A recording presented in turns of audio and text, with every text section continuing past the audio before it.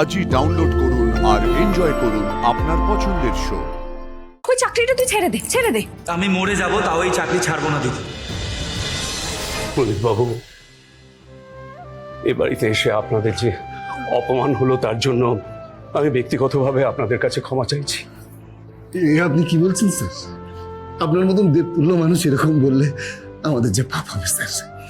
Sir, শুভ ফিরে এসছে, এতে আমাদের সব অপমানিত হয়ে গেছে স্যার। আজ আমার ভাগ্নির বিয়ে, আপনারা ওদের আশীর্বাদ করে যাবেন, আপনারা চলে যাবেন না। যাবো না স্যার, আমরা প্রথম থেকে যখন যেমন আছি তেমন থাকবো। ঠাকুর মশাই, বিয়ের কাজ শুরু করুন।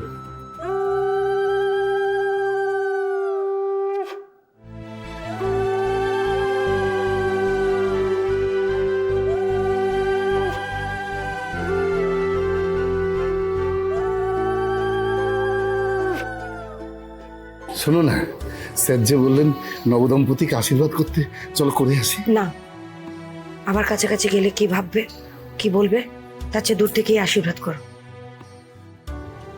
আপনারা আমার সঙ্গে আসুন।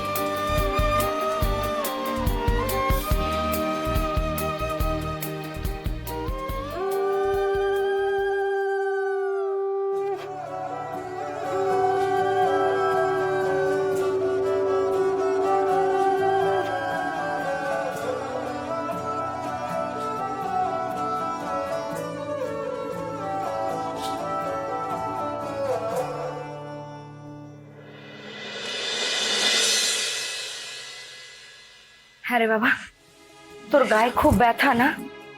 যারা তোর এই অবস্থা করেছে না, দেখবি ভগবান তাদের দেখবে, তাদের নরকে ঠাই হবে দেখবি। মা, আমাকে কেউ কিছু করেনি, আমি তো বললাম আমার অ্যাক্সিডেন্ট হয়েছে। না শুভ, তুমি সত্যি কথা বলছো না।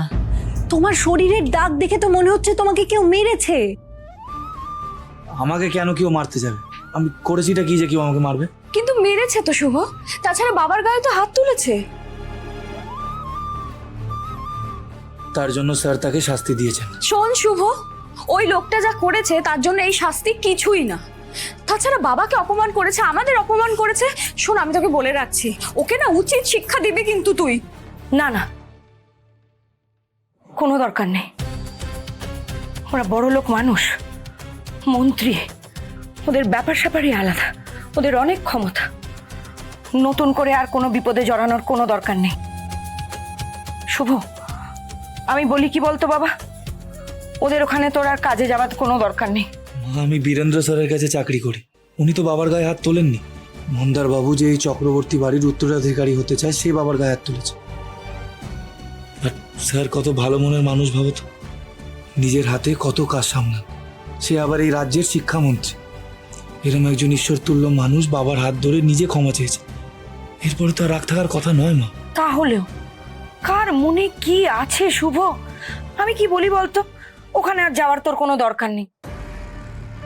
আচ্ছা মা, কেউ যদি আমাদের বাড়িতে ইট ছুড়ে তাহলে আমরা কি বাড়ি ছেড়ে চলে যাব? না তো। না।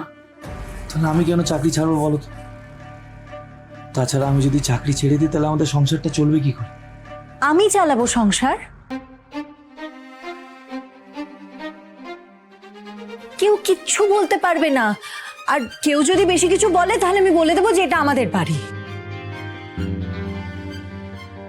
ওই মা, শেষে এই হলো তোমার বাড়ি আমাদের নয়, তার মানে তুমিও আমাদেরকে ভাড়াটাই ভাবো, তাই তো?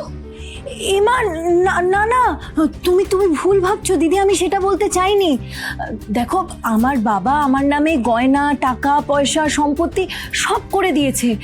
আর তাছাড়া কয়েকদিন বাদে তো আমিও এই বাড়ির সদস্য হব, তাই না? আমিও তো তখন সংসার সামলাবো, তখন আর শুভকে এত কষ্ট করতে হবে না। আসলে ওর কষ্ট দেখলে আমার খুব কষ্ট হয়। বাবা শ্রীপর্ণা, তোমার জন্য আমারও খুব কষ্ট হয় জানো তো। তুমি কত ভাবছো আমাদের জন্য। এই শুভ, তুই কিছু ভাবলি? শুনলি তো শ্রীপর্ণা কি বললো? তুই এবার শ্রীপর্ণাকে বিয়েটা করে ফেল ভাই, তাহলে এই সংসারটাও বাঁচে, আমিও বাঁচি। ওই চাকরিটা তুই ছেড়ে দে, ছেড়ে দে। আমি মরে যাব তাও এই চাকরি ছাড়বো না দিদি। আমি ভাগ্যবান যে স্যারের মতন একজন মানুষের সেবা করার আমি সুযোগ পেয়েছি। ওই চক্রবর্তী বাড়ি আমার জন্য মন্দির।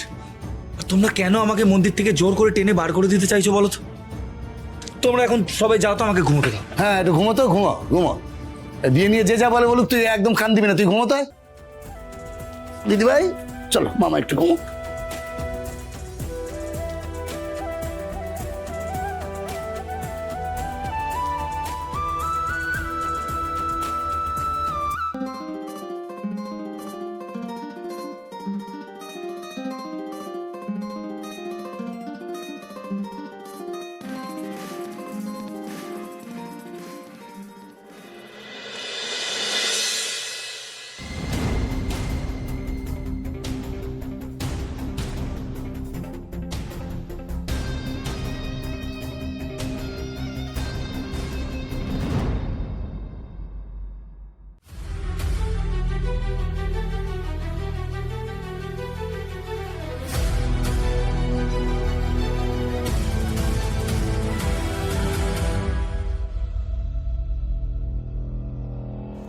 কাজটা তুমি ঠিক করলে না মামা, একদম ঠিক করলে না।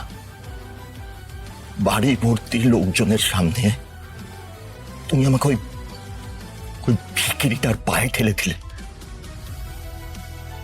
তোমার কেমন লাগতো মামা? হ্যাঁ, কেমন লাগতো যদি ওই একই কাজটা তোমার সাথে করা হতো শিক্ষামন্ত্রী বীরেন্দ্র চক্রবর্তী? পাগলামো করছিস, ছাড়। অন্য কেউ যদি দেখে নিত? দেখলে দেখতো কি হতো? আমাকে অপমান করতো, থাপ্পড় মারতো আমাকে। আমার আর কিছু মান সম্মান বাকি আছে নাকি ভালো মা?